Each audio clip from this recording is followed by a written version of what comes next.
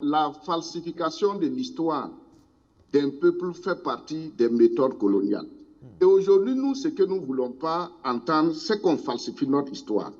Quand on regarde ces éléments d'analyse, il faut avoir le courage de dire quoi? Ces mêmes Occidentaux, ce sont eux qui ont créé ces crises et ce sont eux qui ont refusé de nous vendre des armes.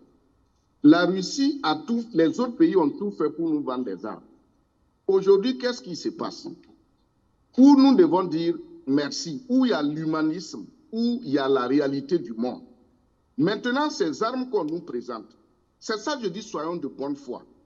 Nous savons que c'est des échantillons. Militairement, on ne peut pas venir montrer les armes qu'on a.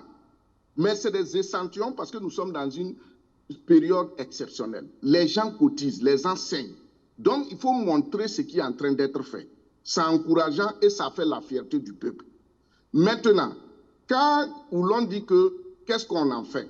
De grâce, respectons nos morts en ayant à l'esprit qu'une guerre ne finit pas du jour au lendemain.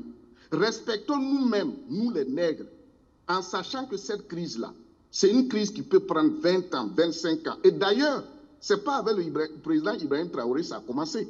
Ça a commencé depuis 2015-2016. Où en sommes-nous aujourd'hui? Le président dit très démocratique qu'on a élu là. Est-ce qu'il a pu nous équiper? Voilà, aujourd'hui, tout le monde parle de démocratie, élection. Est-ce que le président Roch qu'on a élu fièrement après l'insurrection, est-ce qu'on a pu avoir ce matériel? Est-ce qu'on a pu avoir cet engouement? Est-ce que le peuple était fier de la gouvernance démocratique? C'est pourquoi je dis, soyons nous-mêmes et travaillons à régler nos problèmes. Il n'y a pas à se comparer aux Occidentaux. Les Occidentaux ne vont jamais nous aider. Je le dis bien jamais. Eux-mêmes, ils le savent. Et l'histoire de l'Afrique est là.